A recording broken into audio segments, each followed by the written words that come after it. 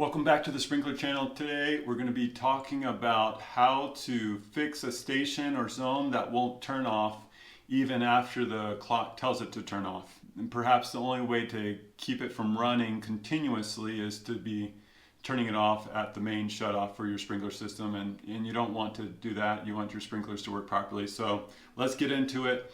So whenever the sprinkler station or stations and zones, whatever, stay on, it's because there's something stuck in the valve, okay? You might be on secondary water, somehow there's some debris or sediment that got through the filtration systems and is keeping that valve from closing. So today we're going to learn about how to locate which valve is staying on, and then how to open it up carefully and correctly, and then also flush the valve, and then be able to carefully and correctly put the valve back together to make sure everything's going to continue to operate correctly, and then finally test it out. So let's get into it.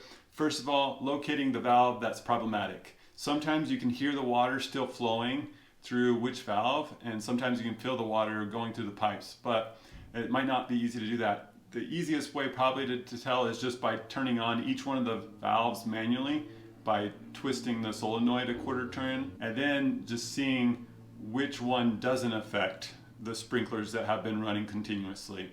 As it turns on different zones, it'll take some of the pressure away from that and you'll see a pressure reduction, but the one that is actually the problem, that will already be open, so when you try to open it manually, there won't be any pressure change. Then you know that's the valve, then you can start working on that one.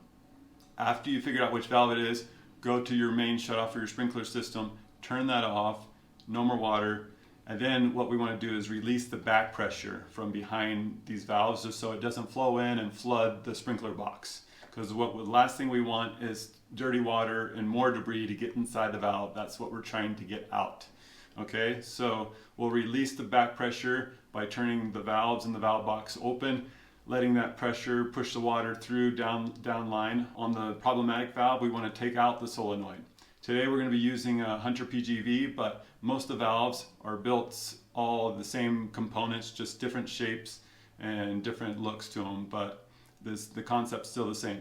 So for me, I like to remove the solenoid. Just be careful that we don't get this dirty or damage it, and there's no debris that's going to get inside there and cause other issues.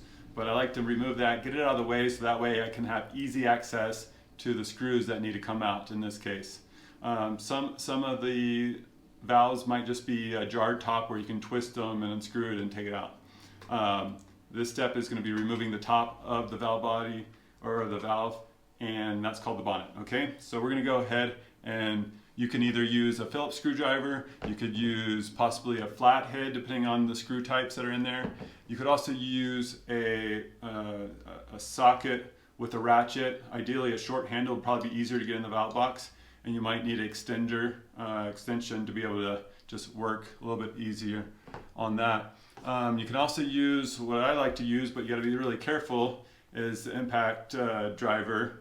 And you can either use those bits with this adapter, or you can have this already bit socket in here like this. But it's either a 5/16 or 8mm what we're going to be using for this PGV valve. And so we'll go ahead and start opening it up right now.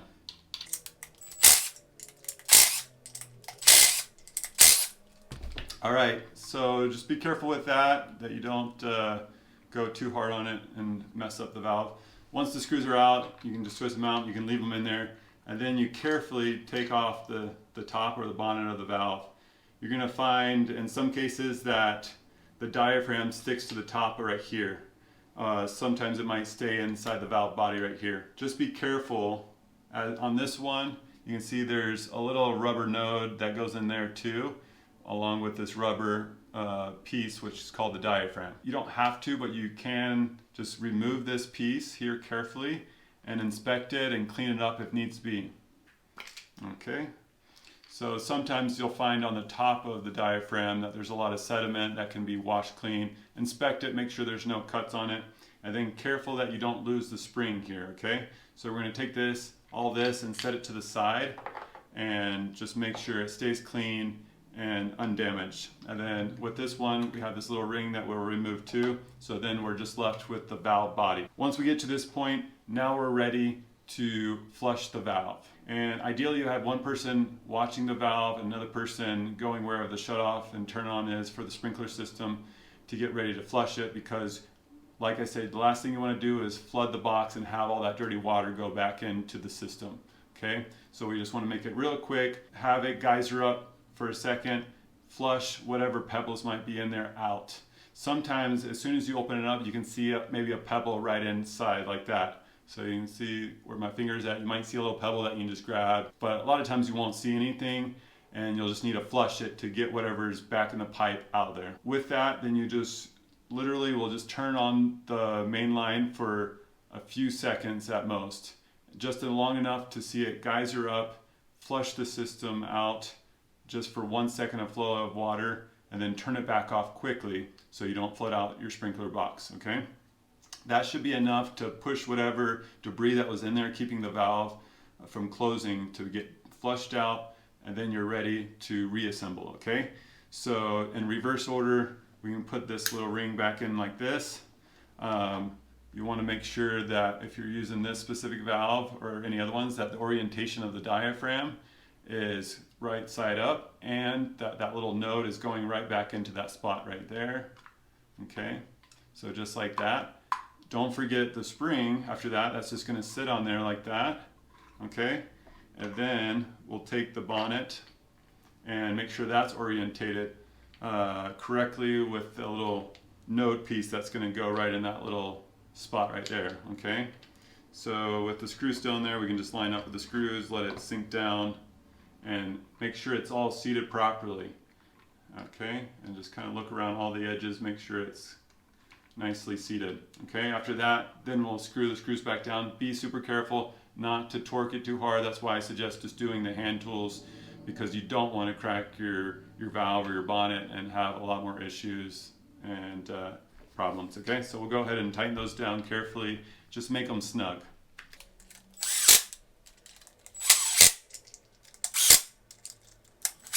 Okay, after you have it all tightened down nice and snug, then you're good to go ahead and grab your solenoid, make sure there's no dirt or debris or grains of dirt on there and in there as well, and then carefully have that seated properly and twist it all the way to the right until that's tight. Make sure all your solenoids are turned off or twisted to the right nice and tightly, and then you're ready to repressurize the sprinkler system by going back to the turn off, turn on stop and waste key or whatever you have, and slowly turn the water back on. That will go ahead and pressurize the water all the way up to the valve again. Then you'll see perhaps that zone that was staying on, it might still turn on for a few seconds until the valve can do its thing and shut the water back off there, but you'll see it go back off pretty quickly if that was the problem, if you were able to flush out the debris that was in there.